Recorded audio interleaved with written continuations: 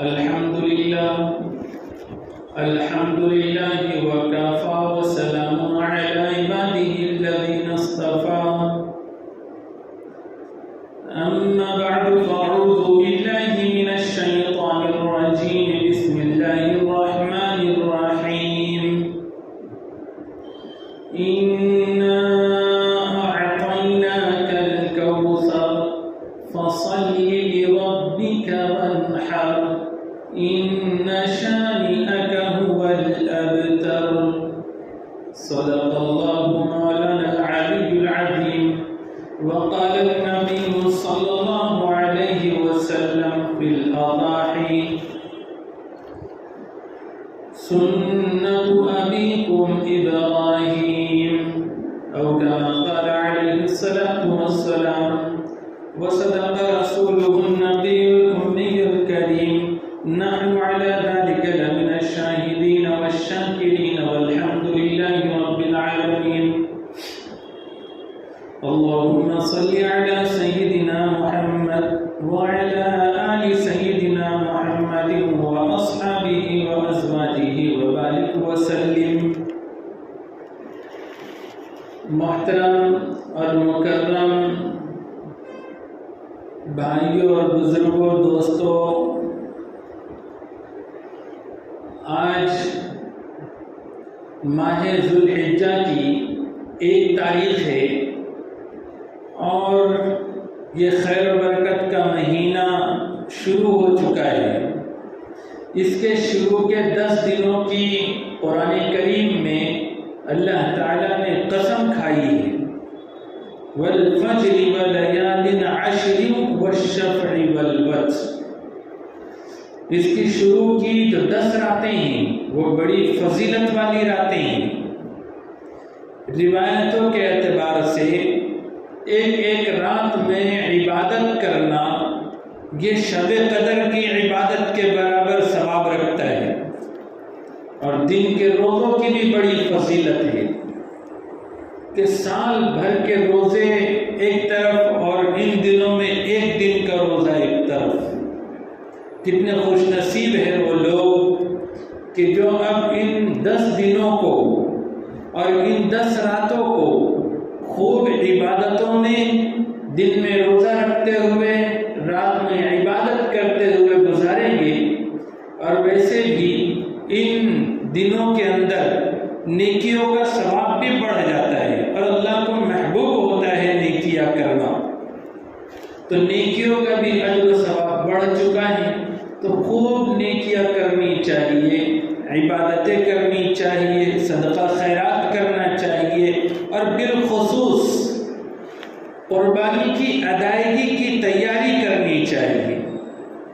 بہت سے لوگ اللہ کے فضل اور کرم سے کافی دنوں سے فکر مند ہے کہ ہم پر قربانی واجب ہے، ہمارے گھر میں فلان پر قربانی واجب ہے، تو ہمیں اب قربانی کے لیے جانور تلاش کرنا ہے. وہ بازاروں کے چکر لگا رہے ہیں، اچھے سے اچھا جانور خرید رہے ہیں تاکہ یہ قربانی والا حکم پورا ہو سکے. پچھلے ہفتے قربانی سے متعلق ہی گفتگو ہوئی تھی اور یہ بتلایا گیا تھا کہ قربانی کیسا عظیم الشان عمل ہے. ہر نبی کے شریعت میں قربانی کو مشروع رکھا گیا ہے، لیکن حضرت ابراہیم علیہ السلام نے جو آزمائشوں سے گزرنے کے بعد اللہ تعالیٰ کے حکم اور اشارے پر اپنے لخت جگر کو قربانی کے لیے پیش کیا، اسی لخت جگر کو، نور نظر کو، جس کو ایک لمبے عرصے تک اللہ سے مانگتے رہے رب هب لی من الصالحین، کہ بڑھاپے کی عمر شروع ہو گئی اور بیوی کی بھی عمر بڑھاپے کی حد کو پہنچ گئی اور ان کے گھر اولاد نہیں تھی. بڑی منتوں اور مرادوں کے بعد اللہ تعالیٰ نے حضرت اسماعیل علیہ السلام جیسا بیٹا عطا فرمایا. جب وہ 13-14 سال کا ہوا تو پھر قربانی کا حکم ہوا اور وہ اپنے بیٹے کو مینا کی وادی لے گئے اور ان کی قربانی اللہ کے حضور پیش کی. اللہ تعالیٰ تو امتحان لے رہے تھے کہ ان کے جذبات کیا ہیں اور اپنے رب پر یہ کیا کچھ فدا کر سکتے ہیں، یہ دیکھنا چاہتے تھے۔ اللہ نے ان کے جذبے کو دیکھا، جنت سے ایک دمبا بھیجا اور دمبے کو پھر حضرت اسماعیل علیہ السلام کے بدل میں ذبح کیا گیا۔ یہ جو واقعہ پیش آیا تو اس کے بعد قربانی کی شان بہت بڑھ گئی، اور پھر اس آخری شریعت میں جو میرے اور آپ کے آقا احمد مصطفیٰ محمد مصطفیٰ صلی اللہ علیہ وسلم لے کر آئے ہیں، اس شریعت میں قربانی کی بڑی اہمیت رکھی ہے اور اس کو ایک مستقل واجب اور مستقل طریقے کی حیثیت دی گئی۔ یہی وجہ ہے کہ حضور صلی اللہ علیہ وسلم سے لے کر آج تک تمام مسلمان اس کا اہتمام کرتے ہوئے نظر آتے ہیں اور قیامت تک کرتے رہیں گے، کیونکہ قرآن کریم میں اس کا حکم دیا گیا، اس کے آداب احادیث میں بتلائے گئے، تفصیلی احکامات فقہاء نے اپنی کتابوں میں اس کو ذکر کیا ہے۔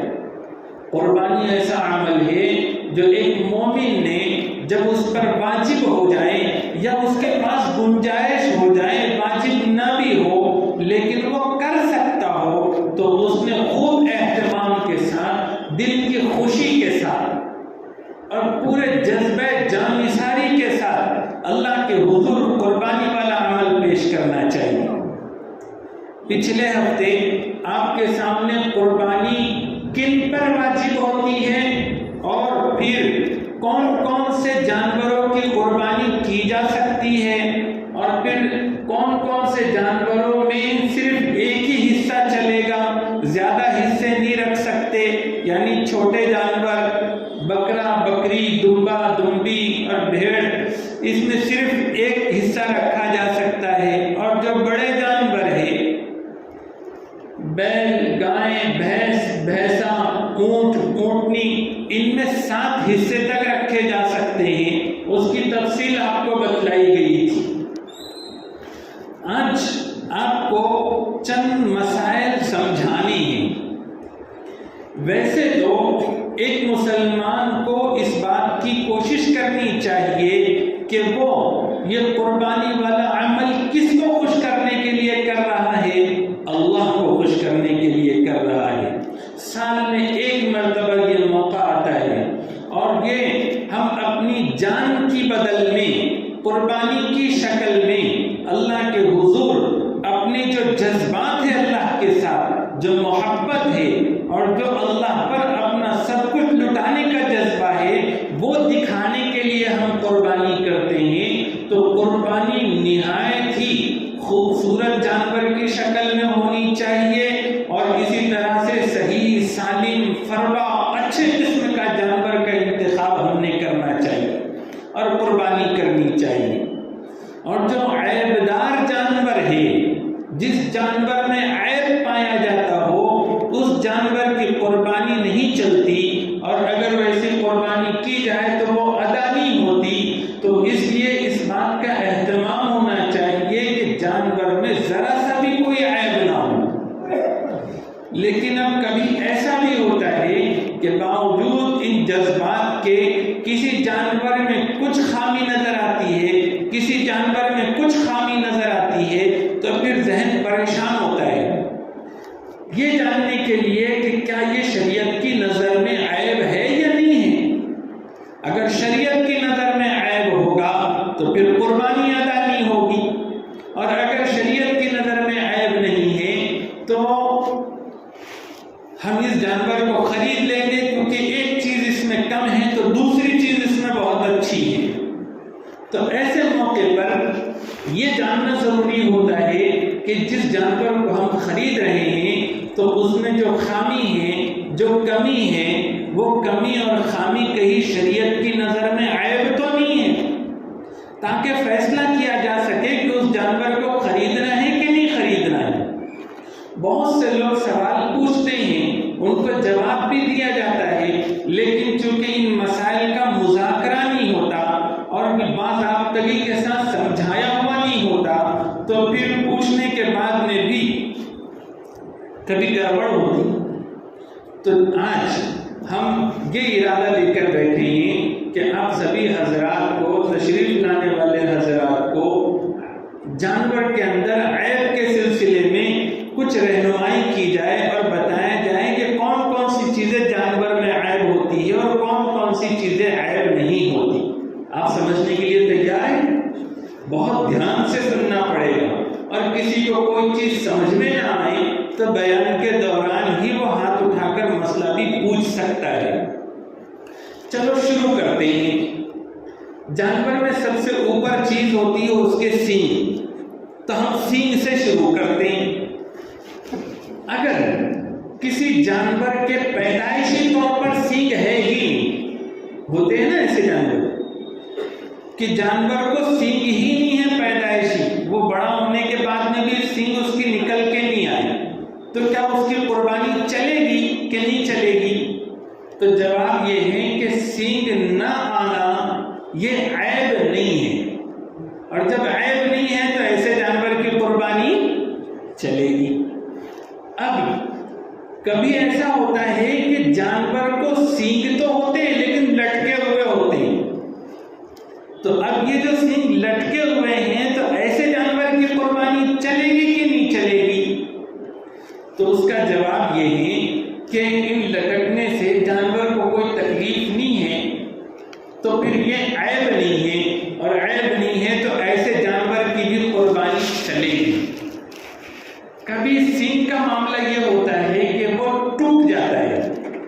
اب اگر کسی جانور کا سینگ ٹوٹ گیا ہو تو کیا قربانی چلے گی یا نہیں چلے گی؟ تو جواب یہ ہے کہ اگر اس طرح سے ٹوٹا ہے کہ صرف اوپر کا خول نکلا ہے تو پھر اس کی قربانی چلے گی، کیونکہ وہ عیب نہیں شمار ہوگا۔ لیکن اگر ایسے وہ ٹوٹ گیا کہ جڑ سے اکھڑ گیا، جس کی وجہ سے اس کے دماغ پر کچھ اثر ہوا یا اندر جڑ تک وہ اس کا زخم پہنچا، تو پھر اب ایسا جانور یہ عیبدار جانور ہے اور اس کی قربانی نہیں چلے گی۔ سینگ کے سلسلے میں سمجھ میں آئی باتیں؟ اب آگے اس کی آنکھیں۔ اگر کوئی جانور اندھا ہو، ایک آنکھ سے ہو یا دونوں آنکھ سے ہو، جب اندھا ہے، نظر آ رہا ہے کہ اس کے اندر اندھاپن ہے، تو پھر اس کی قربانی نہیں چلے گی۔ اگر وہ کانا دکھائی دے رہا ہو ایک آنکھ سے یا دونوں آنکھ سے، اور اس کا کانا پن ایک دم دکھ کر آ رہا ہو تو بھی عیب ہے، اب اس کی بھی قربانی نہیں چلے گی۔ اور اگر آنکھیں ایک دم اچھی نظر آ رہی ہے، نہ اندھا دکھائی دے رہا ہے نہ کانا دکھائی دے رہا ہے، لیکن اس کی ایک آنکھ کی روشنی کم ہے، اگر اس کی ایک آنکھ کی روشنی کم ہے تو پھر یہ دیکھیں گے کہ 1/3 کے برابر یعنی 1/3 کم ہے یا اس سے 1/3 سے کم ہے یا 1/3 یا اس سے زیادہ ہے۔ دیکھو عیب کے سلسلے میں آگے بھی 1/3 کا لفظ ہر جگہ آئے گا۔ کوئی چیز کم ہے یا کوئی چیز ٹوٹ گئی ہے، کٹ گئی ہے، تو وہاں پر 1/3 دیکھا جاتا ہے، یعنی پورے ایک کا تیسرا حصہ، 1/3 اس کو کہتے ہیں۔ اس کی جو خراب آنکھ ہے جس سے اس کو نظر کم آ رہا ہے، اس آنکھ پر پٹی باندھ دی جائے، اس کو بھوکا رکھ کر، اور اس کی جو اچھی والی آنکھ ہے تو دور سے چارہ لے کر آئیں، جہاں سے اس کو چارہ نظر آئے گا۔ کیسے پتہ چلے گا کہ اسے نظر آیا ہے؟ کیونکہ وہ بھوکا ہے، بھوکا ہے تو چارے کی طرف چلے گا، تو اس کے چلنے سے معلوم ہو جائے گا کہ یہاں سے اس کو دکھائی دے رہا ہے۔ اچھی آنکھ سے اس کو جتنی دور سے دکھائی دیا ہے، اب اچھی آنکھ کو بند کر دیجئے، اس کی جو خراب آنکھ ہے اس کو کھولیے، اور پھر اب چارے کو لے کر آئیے۔ اب اس کو اس آنکھ سے جہاں سے نظر آئے گا وہاں نشان لگا دیجیے جانور میں، اور پہلے جہاں سے اس کو نظر آ رہا تھا اچھی آنکھ سے اتنے ایریا کو ناپیے۔ اگر وہ 1/3 کا گیپ اگر بنتا ہے پہلی اور دوسری آنکھ کے درمیان میں یا اس سے زیادہ بنتا ہے تو پھر یہ عیبدار جانور ہے، اس کی قربانی نہیں چلے گی، اور اگر اس سے کم ہے تو چل جائے گی۔ آنکھ کے مسائل سمجھ میں آ گئے؟ اب ناک کے سلسلے میں جانور کی جو ناک ہے وہ کٹ گئی ہے تو پھر وہ بھی عیب ہے، اور ناک کٹا ہوا جانور اس کی قربانی جائز نہیں ہے، تو وہ جانور مت خریدیے۔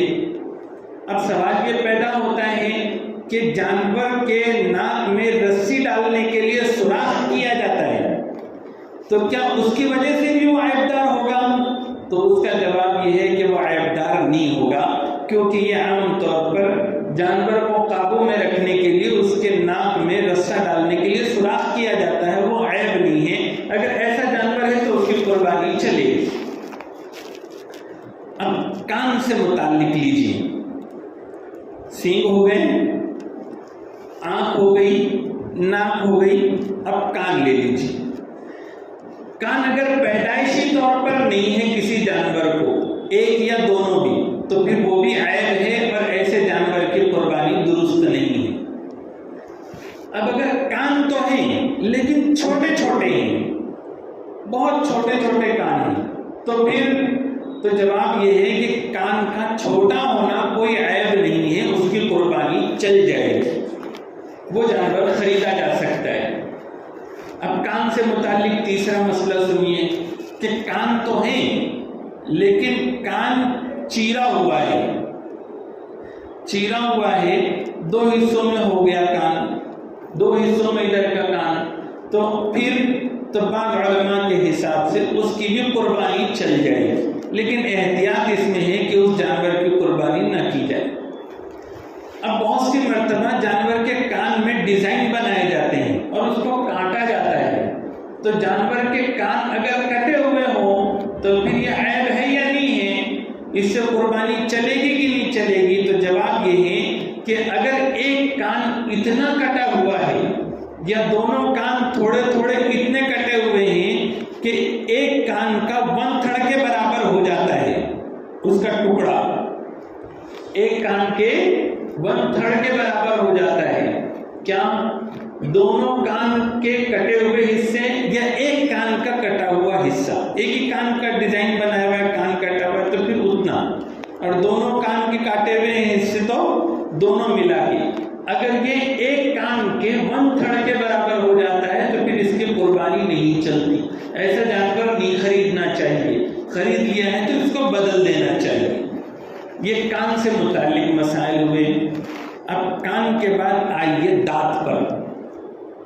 اب اگر کوئی جانور ایسا ہے کہ اس کے دانت گر گئے، تو اگر آدھے یا اس سے کم دانت گرے ہیں اور وہ چر لیتا ہے تو چل جائے گی قربانی اس کی، اور آدھے سے زیادہ اس کے دانت گر گئے ہیں اور وہ چارہ برابر سے چر نہیں سکتا تو پھر وہ عیبدار جانور ہے اور اس کی قربانی بھی نہیں چلے گی۔ یہاں پر وہ 2 دانت والا مسئلہ پھر سے سمجھ لیں۔ لوگوں میں ایک بات چل گئی ہے کہ اگر کسی جانور کے 2 دانت نکل آئے ہیں تو پھر اس کی قربانی چلتی ہے، ورنہ تو نہیں چلتی۔ مسئلہ یہ ہے کہ جانور، بڑا جانور 2 سال کا ہونا ضروری ہے۔ بیل، بھینس، گائے، بھینسا، یہ 2 سال کے ہونے ضروری ہے۔ 2 سال سے 1 دن کم ہے تو بھی نہیں چلے گا۔ اور جو دانت بولا جاتا ہے ہو سکتا ہے علامت کے طور پہ بولا گیا ہوگا، لیکن عام طور پر ایسا نہیں ہوتا کہ جو جانور 2 سال کا ہو ہی تو اس کے 2 دانت آتے ہیں۔ دانت میں آگے پیچھے ہو سکتا ہے، تو دانت کا کوئی اعتبار نہیں ہے۔ جتنے دانت آئے تھے اس کے آدھے یا پورے اگر گر گئے یا زیادہ گر گئے اور اس کو چلنے میں تکلیف ہوتی ہے تو ایسا جانور عیبدار ہے، اس کی قربانی نہیں چلتی، اس لیے ایسے جانور خریدنے سے بچنا چاہیے۔ دانت ہوئے، دانت کے بعد اب زبان لیجیے۔ زبان کے مسائل، زبان اگر 1/3 1/3 کٹ گئی ہے یا اس سے زیادہ کٹ گئی ہے تو پھر وہ بھی عیبدار ہے اور اس کی قربانی درست نہیں ہے، ایسا جانور بھی مت خریدیے۔ ہاں اگر 1/3 زبان سے کم کٹی ہے تو پھر خرید سکتے ہیں، وہ عیب شمار نہیں ہوگا۔ یہ اب سر کے پاس کی چیزیں جتنی تھی وہ ہو گئی، اب پیر پہ آتے ہیں۔ اگر جانور ایک پیر سے لنگڑا ہے، لیکن لنگڑاپن ایسا ہے کہ وہ چلتا ہے تو اس کا سہارا لے لیتا ہے، یعنی کہ اس کے بغیر وہ چلتا نہیں، وہ ٹیک کر چلتا ہے۔ اگر ایسا جانور ہے کہ جس پیر پر لنگڑاپن ہے اس پیر کو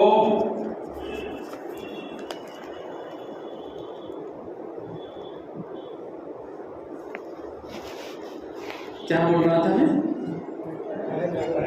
پیر کے بارے میں چل رہا تھا۔ ہاں، اگر پیر لنگڑا ہے تو پیر کا سہارا لے کر وہ چلتا ہے، بھلے ہی اس کو تکلیف ہوتی ہے لیکن اس کا سہارا لیتا ہے، تو پھر ایسا جانور چل جائے گا قربانی کے لیے۔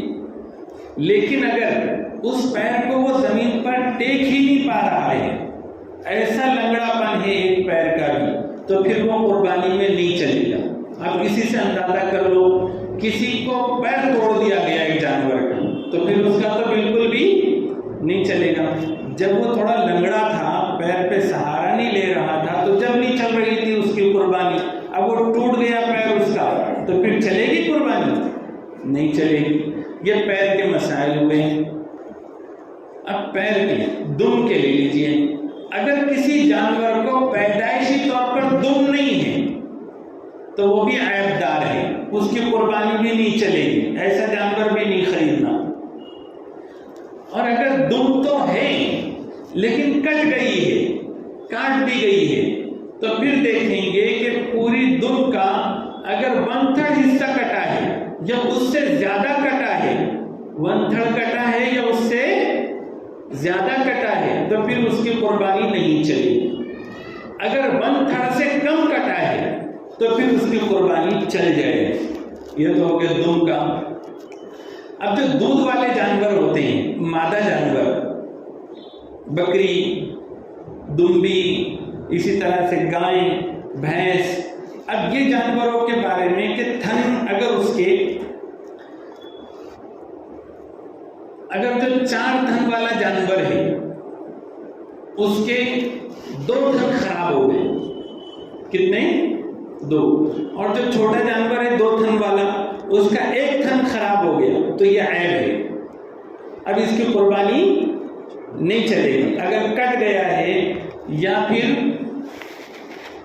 ایسا خراب ہو گیا ہے کہ دودھ ہی نہیں نکلتا، دودھ ہی نہیں نکلتا، تو پھر وہ عیب ہے اور اس کی قربانی نہیں چلے گی۔ لیکن اگر اس طرح سے خراب ہے اس کے تھن کے دودھ کم آتا ہے، کیا آتا ہے؟ تو وہ کھانے پینے دوسری چیزوں کی وجہ سے بھی وہ ہو سکتا ہے، تو وہ عیب نہیں ہے۔ دودھ کا کم آنا عیب نہیں ہے، لیکن تھن کا خراب ہو جانا وہ عیب ہے۔ ہاں، اگر بڑے جانور کا جو تھن ہے 4 تھن، اس میں سے 1 اگر کٹا ہے یا خراب ہوا ہے تو اس کی چل جائے گی، لیکن چھوٹے جانور میں اگر 1 بھی خراب ہوا تو نہیں چلے، کیونکہ وہ آدھا خراب ہے سمجھیے، اس لیے وہ نہیں چلے گی۔ ابھی بہت سارے جانوروں کو جو نر جانور ہوتے ہیں، نر ہوتے ہیں جانور، ان کو خسی کیا جاتا ہے، کھیتی کے جانوروں کو کیا جاتا ہے، بکروں کو خسی کیا جاتا ہے، تو خسی کرنے سے جانور کیا عیب دار ہو جاتا ہے؟ تو اس کا جواب یہ ہے کہ نہیں۔ جس جانور کو خسی کیا گیا ہے، نر جانور کو خسی کیا جاتا ہے، خسی کیا گیا ہے تو پھر اس جانور کی قربانی جائز ہے، بلکہ زیادہ اچھی ہے، اس کی وجہ سے وہ فربا ہوتا ہے، اس کی وجہ سے اچھے گوشت والا ہوتا ہے۔ اچھا، کوئی جانور ایسا ہے کہ آپ پتہ نہیں کر پا رہے ہیں کہ یہ نر ہے کہ مادہ، جس کو خنثی بولتے ہیں عربی میں، ایسا بکرا یا بکری یا ایسا بڑا جانور کہ کچھ علامت سمجھ میں نہیں آ رہی یہ نر ہے کہ مادہ ہے، دونوں بھی ہو سکتے ہیں، تو آپ فیصلہ نہیں کر پا رہے آپ، تو ایسا جو نر بھی ہو سکتا ہے مادہ بھی ہو سکتا ہے، پتہ نہیں کیا ہے، تو ایسا جانور یہ عیب دار ہے اور اس کی قربانی جائز نہیں ہے۔ سمجھ میں آیا نا؟ خسی کا الگ مسئلہ ہے، اور ایسا جانور جو نر ہے یا مادہ ہے یا دونوں ہیں، سمجھ میں نہیں آ رہا، اس کا الگ مسئلہ ہے۔ خسی والا جانور چلے گا، بلکہ افضل، بہتر. اور جو خنثی ہے نر اور مادہ میں آپ کنفیوزڈ ہے تو پھر وہ جانور کی قربانی نہیں چلے گی. اچھا اگر جانور کو زخم لگ گیا ہے تو زخمی جانور کی قربانی جائز ہے کہ نہیں؟ تو اس کا جواب یہ ہے کہ اگر زخم اتنا لگا ہے کہ اس کی چمڑی کے اندر گوشت تک اس کا اثر پہنچ گیا ہے تو پھر اس کی قربانی نہیں چلے گی. سمجھ میں آیا؟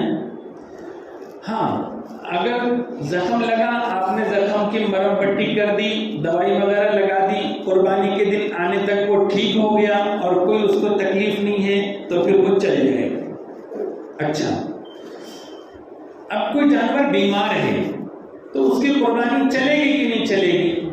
تو جواب یہ ہے کہ ہلکا پھلکا اگر بیمار ہے تو چل جائے گی، لیکن ایسا بیمار ہے کہ اس کا کھانے میں من نہیں لگ رہا ہے، اٹھنے بیٹھنے میں ظاہر ہو رہا ہے کہ یہ بہت زیادہ بیمار ہے تو پھر اس کی قربانی نہیں چلے گی. اب اگر کوئی کمزور جانور ہے، دبلا جانور ہے تو اس کی قربانی چلے گی کہ نہیں چلے گی؟ تو اگر ہلکا پھلکا کمزور دکھ رہا ہے، دبلا پتلا دکھ رہا ہے تو اس کی وجہ سے چل جائے گی، لیکن اگر اتنا دبلا پتلا ہے کہ اس کی ہڈیوں کا گودا ختم ہو گیا ہوگا تو پھر ایسے جانور کی قربانی نہیں چلے گی، وہ بھی عیبدار شمار ہوگا.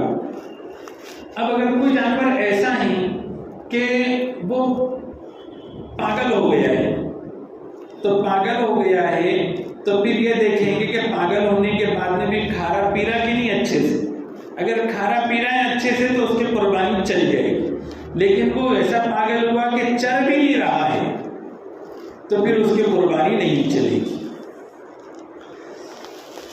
اب ایک مسئلہ یہ مختصر کر دیتے ہیں کہ کوئی گابھن جانور ہے، بکری، گائے، بھینس، یہ اگر گابھن ہے تو گابھن کی قربانی جائز ہے کہ نہیں؟ تو جواب یہ ہے کہ گابھن کی قربانی جائز ہے. ہاں یہ ضرور ہے کہ ایک دم سے اب اس کا حمل کا پورا وقت ہونے آیا ہے اور کبھی بھی اس کو بچہ پیدا ہو سکتا ہے تو اتنے قریب اس بچے کی ولادت کا ٹائم آ گیا اس کے، تو پھر اب ایسی صورت میں بہتر ہے اور مناسب یہ ہے کہ اس کی قربانی نہ کی جائے، اس کے بدلے میں دوسرے جانور کی قربانی کی جائے. لیکن اگر اتنی تاخیر نہیں ہوئی ہے تو کوئی حرج کی بات نہیں ہے، اور ویسے بھی اگر کر لیا جائے اتنے ٹائم نزدیک آنے کے بعد میں بھی تو قربانی ادا ہو جائے گی. اب ایک سوال بہت سارے لوگ پوچھتے ہیں، اس کے اس کو بھی سن لیجئے. لوگ پوچھتے ہیں کہ ہم قربانی کے جانور میں 7 حصے رکھ رہے ہیں تو 7 میں سے 2-4 حصے تو ان کے ہو گئے، کیا ہم اپنے بچوں کے عقیقے کا حصہ اس میں رکھ سکتے ہیں؟ تو جواب یہ ہے کہ رکھ سکتے ہیں، کیونکہ عقیقہ بھی ایک نیکی ہے، وہ بھی ایک قربانی ہے، تو عقیقے کا حصہ رکھا جا سکتا ہے. اسی طرح سے مرحومین کی طرف سے یا زندوں کی طرف سے ان کو ایصال ثواب کے لیے حصہ رکھ سکتے ہیں کہ نہیں؟ تو اس کا بھی جواب یہ ہے کہ رکھ سکتے ہیں، اس کا ثواب بھی ان کو ملے گا. مثال کے طور پر کسی نے اپنے دادا کی طرف سے اپنا حصہ رکھتے ہوئے اپنے دادا کی طرف سے بھی ایک ایکسٹرا حصہ، اپنے ابا کی طرف سے ایکسٹرا حصہ یا حضور کی طرف سے ایکسٹرا حصہ قربانی میں رکھ دیا کہ یہ ایک حصہ ان کے ثواب کے لیے، تو بالکل درست ہے. تو نفل قربانیاں بھی اپنی طرف سے 1 سے زائد کر سکتے ہیں، 2 حصے بھی رکھ سکتے ہیں اپنی طرف سے، 3 حصے بھی رکھ سکتے ہیں، اپنی واجب کے علاوہ نفل بھی رکھ سکتے ہیں. ایک آخری مسئلہ سن لیجئے. ایسا آدمی جس پر قربانی واجب ہے، اگر اس نے کوئی جانور خریدا، اب جانور خریدا بعد میں وہ چاہ رہا ہے کہ اس جانور کو نکال دوں اور دوسرا جانور وہ اچھے والا، تو کیا وہ یہ کر سکتا ہے؟ تو اس کا جواب یہ ہے کہ اگر اس پر قربانی واجب تھی خریدنے والے پر تو وہ کر سکتا ہے ایسا کہ خریدا ہوا جانور دوسرے کو دے کر اب نیا جانور خرید لے، لیکن کیا ضروری ہے؟ وہ صاحب نصاب و قربانی اس پر واجب ہو، تب یہ وہ کر سکتا ہے. لیکن اگر اس پر قربانی واجب نہیں تھی اور پھر اس نے جانور خرید لیا تھا تو چونکہ وہ اب جانور متعین ہو گیا تو اب وہ بیچ کر دوسرا نہیں لے سکتا ہے، وہی جانور کی قربانی کرنی پڑے. ایک مسئلہ صاف ستھرے انداز میں سمجھ لو. ایک جس پر قربانی واجب ہے وہ جانور جب خریدتا ہے تو وہ متعین نہیں ہوتا. بہتر تو یہ چاہیے وہ جانور کی قربانی کرے وہ، لیکن کسی وجہ سے اس کو چینج کرنا چاہے تو کر سکتا ہے. لیکن جس پر قربانی واجب نہیں تھی اس نے خرید لیا تو اب وہ جانور متعین ہو گیا، اب اس کو بیچ کر دوسرا جانور نہیں کر سکتے. اسی سے آگے مسئلہ سنو اور کہ ایک آدمی جس پر قربانی واجب تھی اس نے جانور خریدا، اب اس جانور میں عیب پیدا ہو گیا. کیا ہو گیا؟ عیب پیدا ہو گیا. تو اب اس کو چاہیے کہ وہ جانور کو ہٹائے، دوسرا جانور لائے اور پھر قربانی کرے.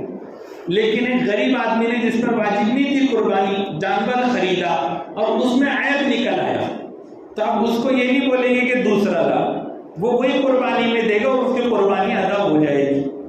ایک تیسرا مسئلہ سنو اس میں امیر اور غریب کے فرق میں، کہ اگر کسی جس پر قربانی واجب تھی اس نے جانور خریدا اور جانور خریدنے کے بعد اب اس کا جانور چوری ہو گیا یا گم ہو گیا، تو اب اس کے لیے ضروری ہے کہ دوسرا جانور خریدے اور پھر اس کی قربانی دے. لیکن اگر کوئی جس پر واجب نہیں تھی اس نے جانور خریدا، اس کا جانور چوری ہو گیا یا گم ہو گیا، اب اس کے اوپر سے قربانی ساقط ہے، اس کو کرنے کی ضرورت نہیں ہے دوسرا جانور خرید کر. یہ چند ضروری مسائل جو عام طور پر پیش آتے ہیں قربانی کے جانور کے انتخاب کے سلسلے میں، وہ آپ کے سامنے رکھے گئے. اللہ تعالیٰ مجھے اور آپ کو بھی سمجھنے کی اور صحیح ڈھنگ سے اپنے قربانیوں کی ادائیگی کی توفیق عطا فرمائے. وآخر دعوانا الحمدللہ رب العالمین.